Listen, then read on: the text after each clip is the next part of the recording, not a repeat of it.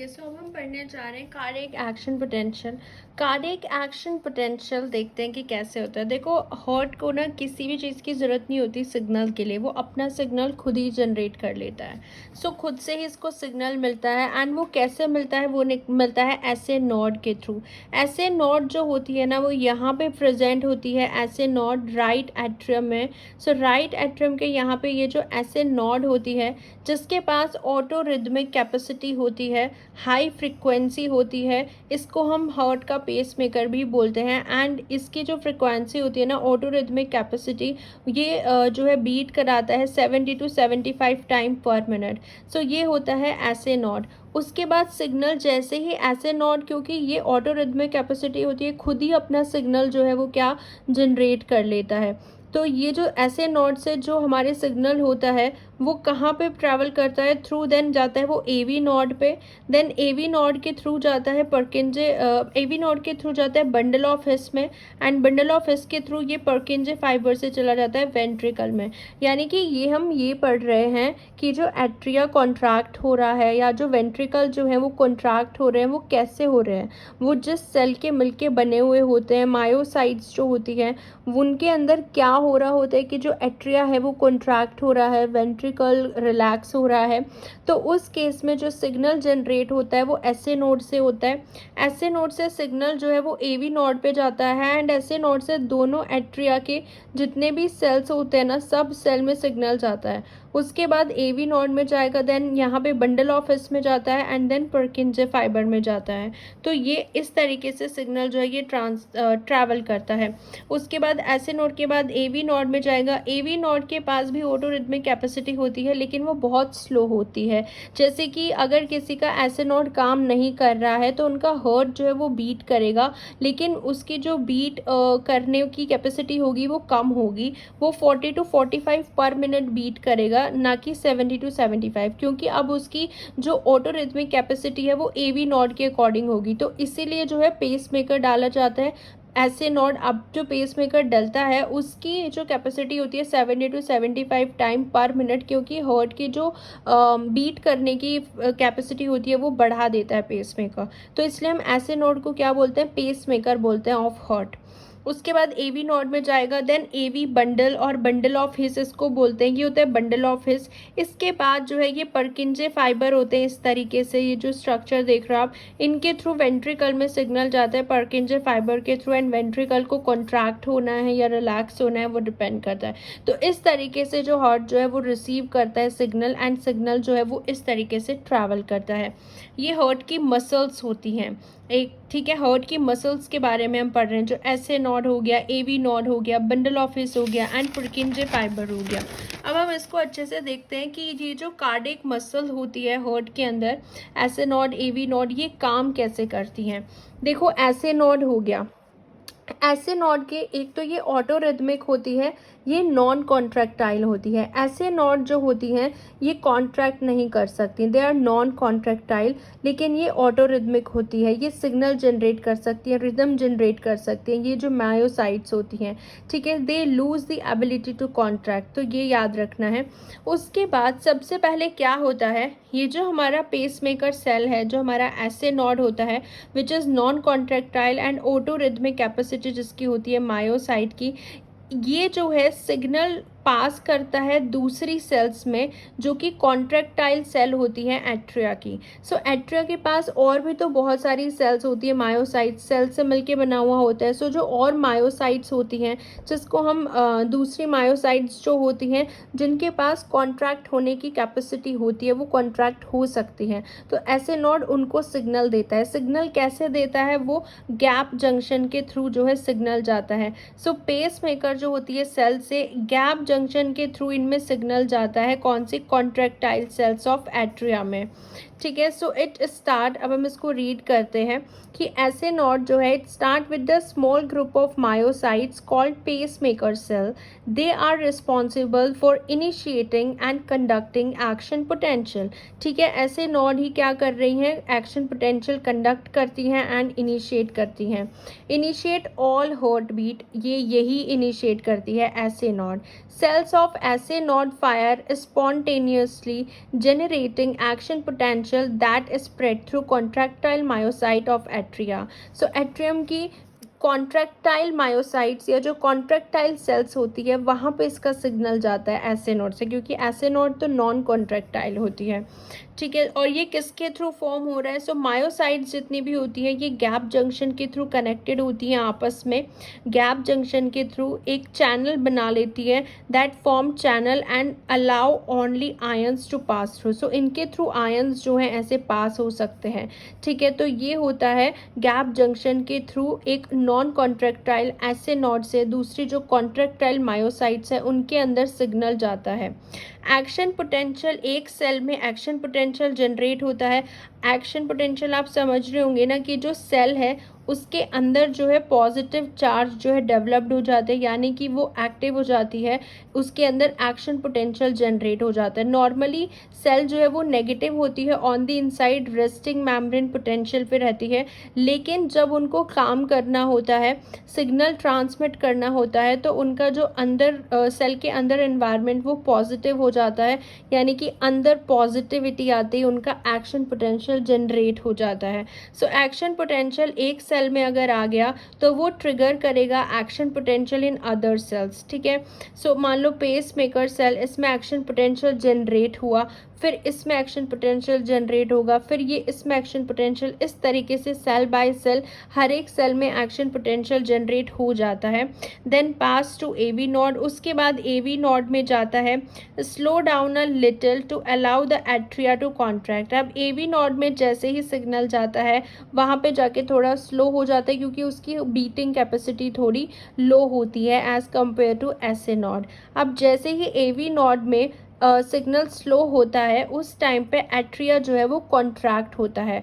तो इन मसल्स में आप देख रहे हो कॉन्ट्रैक्शन, अभी जो हमने पढ़ा ना कि एट्रिया कॉन्ट्रैक्ट हो रहा है वेंट्रिकुलर, वो कैसे कॉन्ट्रैक्ट होते हैं, यही जो ऐसे नोड होता है सिग्नल जनरेट करके, एंड दूसरी सेल्स जो कॉन्ट्रैक्टाइल सेल्स होती हैं इनके अंदर एक्शन पोटेंशियल जनरेट हो जाता है, जिसकी वजह से जो है ये सब जो है आपस में क्या करते हैं, कॉन्ट्रैक्ट करते हैं। एट्रियल की जो सेल्स है वो कॉन्ट्रैक्ट करती है, हम बोलते हैं कि एट्रिया हमारा जो है वो कॉन्ट्रैक्ट कर रहा है। उसके बाद जो है वो वेंट्रिकुलर मायोसाइट्स में जाता है, ऐसे नोड एवी नोड के बाद वो जाता है किस में, बंडल ऑफिस में, एंड देन वो वेंट्रिकुलर मायोसाइट्स में जाएगा। सो आई होप ये इतना क्लियर हुआ होगा। इनके अंदर जो है different form of action potential generate होता है, अभी हम इनको ग्राफ के थ्रू समझेंगे। एक हम इसका ग्राफ देखेंगे जो हमारी नॉन कॉन्ट्रैक्टाइल सेल होती है पेस मेकर, एंड एक हम कॉन्ट्रैक्टाइल सेल के बारे में देखेंगे। ओके, सो इसमें हम दो ग्राफ पढ़ने वाले हैं। एक तो हम पढ़ेंगे जो कि हमारी नॉन कॉन्ट्रैक्टाइल सेल्स होती हैं, जैसे ऐसे नोड एंड एवी नोड, जो कि जिनके पास ऑटो रिदमिक कैपेसिटी होती है, खुद सिग्नल जनरेट करने की कैपेसिटी रखते हैं ये, ठीक है। तो इनका ग्राफ पहले समझने से पहले कुछ चीज़ें हम समझ लेते हैं। देखो कोई भी सेल है ना, उस सेल के अंदर आपको CaNA का कंसंट्रेशन ज़्यादा होता है। आप इसको काना से याद रख सकते हैं, CaNA कैन, काना। मैं इस तरीके से याद रखी क्योंकि यहाँ सेल के बाहर आपको काना ज़्यादा मिलेगा, यानी कि CaNA जो है कैल्शियम एंड सोडियम सेल के बाहर ज़्यादा होते हैं, पोटेशियम अंदर ज़्यादा होता है। तो पोटेशियम जो है वो अंदर ज़्यादा होता है, सेल के बाहर ये ज़्यादा होते हैं। ये उसके बाद यहाँ पे इस सरफेस पे क्या होता है, ये अभी रेस्टिंग मेम्ब्रेन पोटेंशियल में अपनी सेल होती है।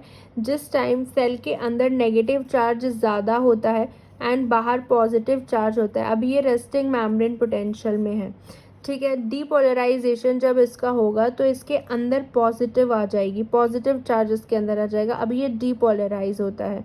बहुत सारे चैनल्स होते हैं सरफेस पे जो कि रिस्पॉन्सिबल होते हैं इसके डीपोलराइजेशन के लिए, अभी हम देखेंगे कैसे। तो ये जो सेल है ना, इसके सरफेस पे यहाँ पे आपको ये 3 चैनल मिलते हैं। एक सोडियम का चैनल मिलता है जिसको हम फनी चैनल भी बोलते हैं, इस चैनल को, सोडियम चैनल को we call it funny channel. So ये फनी चैनल भी बोलते हैं सोडियम का चैनल। इसके ये जो ओपन होता है -60 मिलीवोल्ट पे, -60 MV पे ये ओपन होता है, एंड विदाउट एनी स्टिमुलस, क्योंकि इसको किसी स्टिमुलस की ज़रूरत नहीं है। हम यहाँ पे ऑटो रिदमिक की बात कर रहे हैं, ऐसे नोड एंड एवी नोड का हम जो है ये पढ़ रहे हैं। तो ये -60 पे ये चैनल जो है ओपन हो जाता है एंड -55 पे ये चैनल बंद हो जाता है। अब हम इसको ग्राफ के थ्रू भी समझेंगे, ठीक है। सपोज अब हम इसको ग्राफ के थ्रू समझेंगे, ठीक है। ये हमारा जो है, हम फ़नी चैनल की बात कर रहे हैं। फ़नी चैनल को हम एच चैनल भी बोलते हैं, फ़नी चैनल भी बोलते हैं। जो -60 पे हमने देखा कि ये चैनल जो है यहाँ पे ओपन हो जाता है -60 पे सोडियम, ठीक है, ओपन हो गया। यानी कि ये चैनल ओपन होते ही सोडियम की एंट्री जो है वो अंदर होना स्टार्ट हो जाएगी, क्योंकि सोडियम बाहर ज़्यादा होता है, तो बाहर ज़्यादा होने की वजह से सोडियम जो है वो सेल के अंदर आना स्टार्ट होगा। उसके बाद -55 तक जो है सोडियम अंदर आएगा एंड उसके बाद ये चैनल क्या हो जाता है, क्लोज हो जाता है। तो -55 पे ये चैनल क्लोज हो गया। उसके बाद देखो कैल्शियम चैनल होते हैं वो ओपन हो जाते हैं। कैल्शियम चैनल जो है वो दो टाइप के कैल्शियम चैनल होते हैं। एक होता है ट्रांजिएंट टाइप, ठीक है, और एक होता है लॉन्ग लास्टिंग। सो जो ट्रांजिएंट टाइप कैल्शियम चैनल होते हैं ये सबसे पहले ओपन होते हैं -55 पे। ट्रांजिएंट टाइप के -55 पे ओपन हुए एंड ये कब बंद हो जाते हैं, -40 पे। यानी कि ये थोड़े टाइम के लिए ही बस खुलते हैं। -55 पे ओपन हो गए एंड -40 पे क्या हो गए, ये बंद हो गए। सो इस टाइम पे कैल्शियम भी सेल के अंदर जाता है। सोडियम की एंट्री हुई सबसे पहले -60 से -55 तक, देन कैल्शियम का ट्रांजिएंट चैनल ओपन हुआ एंड देन वो बंद हो गया। उसके बाद कैल्शियम का जो लॉन्ग लास्टिंग चैनल होता है वो ओपन होता है -40 पे। सो कैल्शियम का लॉन्ग लास्टिंग चैनल जो है वो ओपन हुआ यहाँ पे -40 पे। कैल्शियम का लॉन्ग लास्टिंग चैनल -40 पे ओपन होते ही यहाँ से क्या हुआ, कैल्शियम की एंट्री स्टार्ट हुई। फिर से कैल्शियम की एंट्री स्टार्ट होगी, क्योंकि लॉन्ग लास्टिंग चैनल है तो ये +10 पे जाके बंद होता है। तो ये क्लोज होता है +10 या +15 पे। सो +10 तक ये कैल्शियम का चैनल चलता है। यहाँ पे कैल्शियम जो है वो सेल के अंदर आ रहा है, सेल के अंदर कैल्शियम जो है आए जा रहा है। अब उसके बाद होता है इसमें पोटेशियम चैनल। पोटेशियम चैनल जो होता है ये यहाँ पे ओपन हो जाता है +10 और +15 पे। पोटेशियम जो है ओपन हो गया है। अब पोटेशियम जो है हमें पता है सेल के अंदर ज़्यादा होता है, तो पोटेशियम सेल से बाहर जाना स्टार्ट करेगा। तो जैसे ही यहाँ पे आएंगे पोटेशियम जो है वो सेल के बाहर जाना स्टार्ट करेगा, यानी कि सेल के अंदर फिर से नेगेटिव हो जाएगा, क्योंकि अभी तक तो पॉजिटिव चार्ज अंदर जा रहा था सेल के, सोडियम एंड कैल्शियम जा रहे थे, लेकिन अब पोटेशियम बाहर जाना स्टार्ट होगा तो सेल जो है वो फिर से जो है अपने नेगेटिव साइड आने लगेगी। पोटेशियम चैनल ओपन हो जाता है एंड ये जो पोटेशियम चैनल होता है ये -60 पे जाके बंद होता है। ये -60 पे जाके क्या होगा, क्लोज होता है पोटेशियम का चैनल। यानी कि पोटेशियम जो है यहाँ से मूव आउट होने लगते हैं एंड ये जो ग्राफ है फिर से नीचे आ जाएगा। उसके बाद फिर वापस से वही सिचुएशन आ जाती है कि -60 पे हमारे जो सोडियम के चैनल है वो ओपन होता है। उसके बाद कैल्शियम का ट्रांजिएंट चैनल ओपन होता है, फिर कैल्शियम का लॉन्ग लास्टिंग चैनल ओपन होता है, फिर पोटेशियम का चैनल जो है वो चलता है। मतलब यही वाला ग्राफ जो है ऐसे आप देखोगे कि बार बार इसी तरीके से यहाँ पे होता है, फंक्शन करते हैं। Action potential non contractile muscles में ये कैसे होता है, तो action potential non contractile muscle में आई होप ये ग्राफ समझ में आया होगा। अब इसके अंदर फेज़ कौन सी होती है, इसके अंदर आपको फेज़ 1 नहीं देखने को मिलेगी। ये वाली जो फेज़ होती है ना, इस वाली फेज़ को हम बोलते हैं फेज़ 4 स्टार्ट हो जाती है इसमें। पेस मेकर पोटेंशियल फेज़ 4 इसको बोलते हैं, क्योंकि यहाँ पे डीपोलराइजेशन हो रहा है, डीपोलराइजेशन हो रहा है, डायस्टॉलिक डीपोलराइजेशन हो रहा है।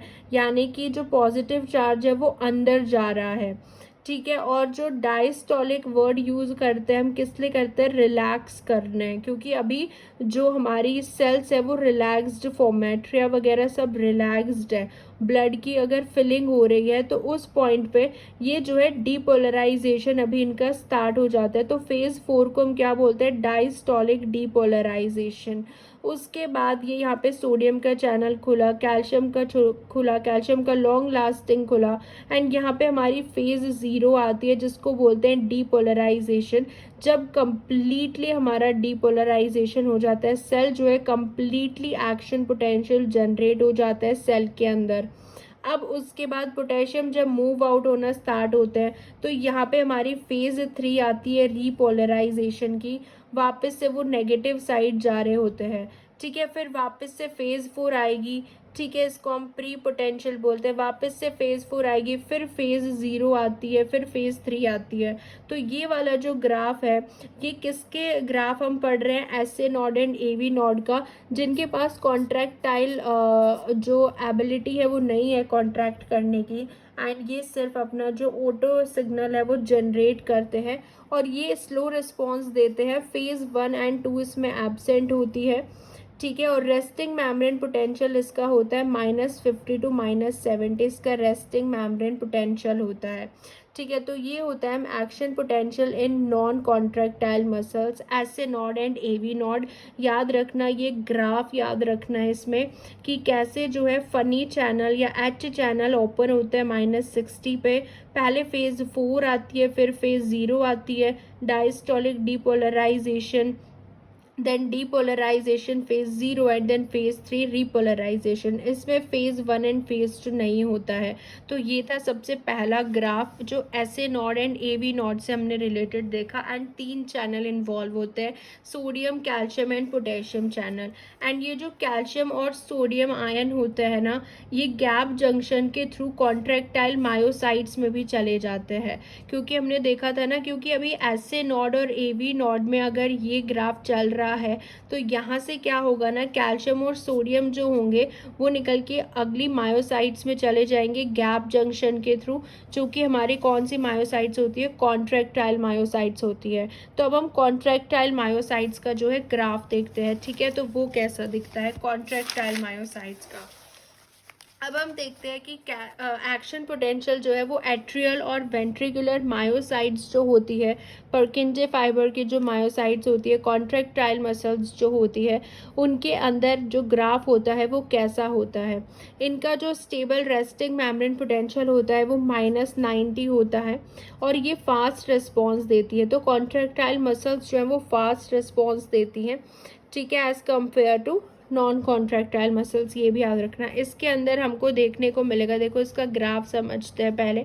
इसके अंदर ये लीकी चैनल्स होते हैं, दैट इज़ पोटेशियम जो है लीकी चैनल होते हैं, यानी कि यहाँ से जो है पोटेशियम वो कहाँ जा रहा है, बाहर जा रहा है, क्योंकि पोटेशियम अंदर हो रहा होता है, अंदर होता है तो इसलिए पोटेशियम जो है अंदर ज़्यादा होता है तो वो बाहर जाता है। बाहर पॉजिटिव चार्ज जाने की वजह से अंदर -90 रेस्टिंग मेम्ब्रेन पोटेंशियल जनरेट हो जाता है, ठीक है। सबसे पहले ये -90 जो है, जो आपने देखे थे ना, जो सोडियम और कैल्शियम हमारे non contractile muscles S A node और ए वी नॉड से ये गैप जंक्शन के थ्रू आते हैं, सोडियम एंड कैल्शियम। जैसे ये सोडियम एंड कैल्शियम सेल के अंदर जाएंगे, इसका जो रेस्टिंग मेम्ब्रेन पोटेंशियल है वो -90 से कहाँ चला जाएगा, -70 तक चला जाएगा, ठीक है। तो इनकी एंट्री हो जाती है सोडियम एंड कैल्शियम की, एंड ये हमारे जो है सोडियम एंट्री कर जाते हैं through the voltage gated ion channel. So voltage gated ion channel के थ्रू सोडियम एंट्री कर लेते हैं अंदर। सोडियम की एंट्री हो जाती है -90 से एंड देन -70। उसके बाद -70 पे यहाँ पे ये ओपन हो जाता है सोडियम चैनल। अब ये सोडियम चैनल यहाँ पे ओपन हो गया है। देखो अभी तक जो ये एंट्री हुई है ना, सोडियम और कैल्शियम की वजह से ये -90 से -70 तक पहुंच गया है। -70 पे ये voltage gated sodium channel open हो जाते हैं। जैसे voltage gated sodium channel open होते हैं उसके बाद ये +30 तक जाता है, ठीक है। सोडियम चैनल कहाँ तक जाता है, +30 तक जाता है। और 0 के बाद ना कैल्शियम चैनल भी इसमें ओपन हो जाते हैं। तो कैल्शियम भी 0 के बाद यहाँ पे कैल्शियम भी ओपन हो गया है और वो क्लोज होता है। कैल्शियम जो है ओपन हो गया अबव 0 के बाद जो है वो ओपन हो गया एंड क्लोज होता है वो 0 पे। तो अभी तो यहाँ पे कैल्शियम भी ओपन है एंड यहाँ पे हमारा सोडियम चैनल भी ओपन होता है इस पॉइंट पे। एंड इस पॉइंट के बाद +30 तक, उसके बाद हमारा जो पोटेशियम चैनल होता है ना इसके अंदर, इसके 2 टाइप होते हैं। हैं, एक होता है ट्रांजिएंट टाइप, एक होता है ऑर्डिनरी टाइप। तो इसका जो ट्रांजिएंट टाइप होता है ना वो यहाँ पे ओपन हो जाएगा +30 पे। सो पोटेशियम का +30 पे ओपन हो गया। अब देखो यहाँ पे तीनों ओपन होते हैं, ठीक है। कैल्शियम का ओपन है यहाँ पे, सोडियम का ओपन है यहाँ पे, एंड यहाँ पे पोटेशियम का भी ओपन हो गया 0 पे, ठीक है। +30 पे क्या हो गया, पोटेशियम का ओपन हो गया।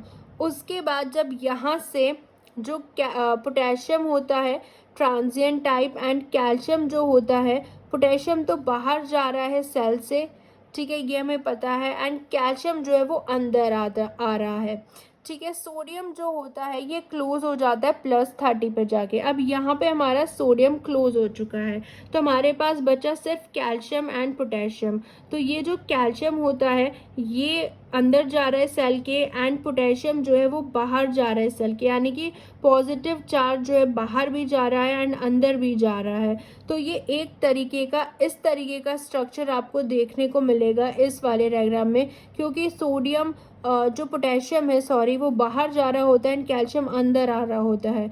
उसके बाद हमें पता है कि कैल्शियम जो है वो क्लोज हो जाता है, कैल्शियम 0 पे क्लोज हो जाता है, एंड पोटेशियम का जो ट्रांजिएंट टाइप है वो भी 0 पे क्लोज हो जाता है। एंड उसके बाद पोटेशियम का ओपन होता है ऑर्डिनरी चैनल। पोटेशियम का ऑर्डिनरी चैनल ओपन होते ही यहाँ से पोटेशियम फिर बाहर जाता है, रीपोलराइजेशन होता है। तो इस तरीके का ग्राफ हमको देखने को मिलता है। सो आई होप आपको ये क्लियर हुआ होगा इस तरीके में ये कैसे वर्क कर रहा है। देखो ये हम कॉन्ट्रैक्टाइल मसल के बारे में पढ़ रहे हैं, इनका रिस्पॉन्स ना फास्ट होता है। इसमें आपको सिर्फ इतना याद रखना है कि -90 इनका रेस्टिंग मेम्ब्रेन पोटेंशियल है, जो कि गैप जंक्शन के थ्रू जो सोडियम कैल्शियम आते हैं ना वो इसको 70 तक पहुँचा देते हैं। 70 पे सोडियम चैनल ओपन होता है एंड ये +30 पे जाके बंद होता है। उसके बाद 0 के बाद कैल्शियम भी खुल जाता है एंड कैल्शियम जो है वो ओपन ही रहता है। और फिर यहाँ पे पोटेशियम चैनल भी खुल गया, ट्रांजिएंट पोटेशियम। अब पोटेशियम और कैल्शियम के बीच में जो है यहाँ पे टकरार होती है कि पोटेशियम जो है वो बाहर जा रहा होता है, कैल्शियम अंदर जा रहा होता है। तो इस तरीके से करते करते 0 पे जब ये वापस आता है, यहाँ पे कैल्शियम क्लोज हो जाता है, पोटेशियम भी क्लोज हो जाता है, लेकिन पोटेशियम का ऑर्डिनरी चैनल ओपन हो जाता है। पोटेशियम का ऑर्डिनरी चैनल ओपन होते ही यहाँ से हमारा जो है रीपोलराइजेशन स्टार्ट हो जाता है। तो देखो उसके अंदर सिर्फ हमने जो है फेज़ 0 देखी थी, 4 देखी थी, उसके अंदर 1 और 2 एब्सेंट थी। इसमें आप फेज़ 0 देखते हो, सबसे पहले ये जो ऊपर जा रहा होता है, फिर ये होती है फेज़ 1, ठीक है। फेज़ 1 यहाँ पे होती है, सोडियम चैनल जो है यहाँ पे बंद हो जाता है +30 पे, कैल्शियम और पोटेशियम बचता है, यहाँ पे ये फेज़ 1 आती है, ठीक है। ये जो फेज़ 2 आती है इसको हम प्लेट्यू फेज़ बोलते हैं, यानी कि लॉन्ग लास्टिंग कैल्शियम चैनल इसमें ओपन होते हैं, प्लेट्यू फेज़ होते हैं। कैल्शियम भी यहाँ पे ओपन है, अंदर जा रहा है, पोटेशियम भी ओपन है। फिर फेज़ 3 आ जाती है जिसको हम बोलते हैं रीपोलराइजेशन, एंड देन फेज़ 4 आ जाती है जिसको हम बोलते हैं regain of resting membrane potential का रीगेन हो जाता है। तो इसके अंदर जो है, इसके अंदर ये डिफरेंट फेजेस होती हैं। फेज़ 0 होती है जिसमें ये पूरा पोटेशियम सोडियम चैनल ओपन हो जाता है, +30 तक ओपन रहता है। फेज़ 1 पे सोडियम चैनल बंद हो गया है एंड कैल्शियम चैनल खुल जाता है, कैल्शियम एंड पोटेशियम खुल जाता है +30 पे आते ही, एंड दोनों जो है आपस में एक प्लेट्यू फेज़ जनरेट होती है यहाँ पे। उसके बाद फेज़ 3 में आते ही जो हमारा कैल्शियम पोटेशियम बंद हो जाते हैं, पोटेशियम का ऑर्डिनरी खुल जाएगा, रिपोलराइजेशन होगा, एंड फेज़ 4 होता है regain of resting membrane potential. तो ये जो प्लेट्यू फेज़ आती है ना, ये कौन से ग्राफ में आती है, कॉन्ट्रैक्टाइल मसल के ग्राफ में आती है। एट्रियल और वेंट्रिकुलर मायोसाइट्स जो होती है, पर्किंजे फाइबर्स जो होते हैं, उसमें कॉन्ट्रैक्टाइल मसल्स जो होती है उनका ये प्लेट्यू फेज़ होता है। जो नॉन कॉन्ट्रैक्टाइल मसल्स होती हैं जैसे SA node and AV node जो होती है, उनके अंदर जो है हमें प्लेट्यू फेज़ नहीं देखने को मिला था। डायरेक्ट इस तरीके का ग्राफ था एंड इसके अंदर फेज़ 1 एंड 2। तो अगर कोई पूछे कि फेज़ 1 एंड 2 किस में एब्सेंट होती है, जो एसए नोड और एवी नोड का जो हमारा एक्शन पोटेंशियल का ग्राफ होता है उसमें एब्सेंट होती है। फ़नी चैनल भी इन्हीं में मिलते हैं। ये पोटेशियम सोडियम के जो चैनल होते हैं इन्हीं को फ़नी चैनल बोलते हैं, है ना। एंड एच चैनल भी बोलते हैं, फ़नी चैनल भी बोलते हैं, जो कि स्लो टाइप के सोडियम होता है, जिसका -60 से स्टार्ट होती है एंट्री। -60 इसका रेस्टिंग मेम्ब्रेन पोटेंशियल होता है, यहाँ से स्टार्ट होता है एंड उसका -90 होता है। तो ये डिफरेंस याद रखने हैं। एंड गैप जंक्शन के थ्रू इनके जो सोडियम और कैल्शियम के आयन है वो गैप जंक्शन के थ्रू जो है यहाँ पे जाते हैं। कॉन्ट्रैक्टाइल जो हमारी मसल्स होती है उसको -90 से -70 तक करते हैं एंड इसके अंदर सारी फेजेस होती हैं। तो ये था हमारा action potential in atrial ventricular myocytes and Purkinje fiber में कैसे होता है, एंड जो हमारी AV node and S node होती है उनमें कैसे होता है। तो सिग्नल ट्रांसफ़र कैसे हो रहा है, देखो एस नोड ऑटोरिथमिक कैपेसिटी होती है, खुद इसमें पूरा सिग्नल बनता है ऐसे नॉड से, ठीक है। उसके बाद ये एवी नॉड में जाता है पहले, उसके बाद ऐसे नॉड में जब सिग्नल एक्शन पोटेंशियल जनरेट हो जाएगा ये जो है गैप जंक्शन के थ्रू दूसरी कॉन्ट्रैक्टाइल मसल्स में जाता है। एवी नॉड में भी सिग्नल बनता है, वो भी कॉन्ट्रैक्टाइल मसल्स में जाता है एट्रिया के, एंड एट्रिया की जो मसल्स होती हैं वो कॉन्ट्रैक्ट करती हैं। उसके बाद फिर एवी नॉड से सिग्नल जो है वो बंडल ऑफ हिस में जाता है एंड देन पर्किंजे फाइबर में जाता है। ये वाला ग्राफ जनरेट हो जाता है, इनके अंदर एक्शन पोटेंशियल जनरेट हो जाता है एंड देन हमारा पूरा जो ग्राफ है वो जो पुरकिंजे फाइबर्स हैं उससे जो वेंट्रिकल्स होते हैं वो कॉन्ट्रैक्ट हो जाते हैं। तो ये पूरा था किसके बारे में कि किस तरीके से जो है एट्रियल वेंट्रिकुलर कॉन्ट्रैक्ट हो रहे हैं एंड एक्शन पोटेंशियल कैसे जनरेट हो रहा है। ये दो टाइप के ग्राफ याद रखना है, इनका डिफरेंस याद रखना है। बेसिकली प्लेट्यू फेज जो है वो कौन से ग्राफ में आता है एंड कौन से ग्राफ में फेज़ 1 एंड 2 जो होती है वो एब्सेंट होती है, फ़नी चैनल कहाँ होता है। तो ये पूरा आई होप क्लियर हुआ होगा कि जो कार्डियक मसल्स होती हैं इनमें एक्साइटेशन कैसे होता है। SA node to AV node then to bundle of His and then to Purkinje fibres.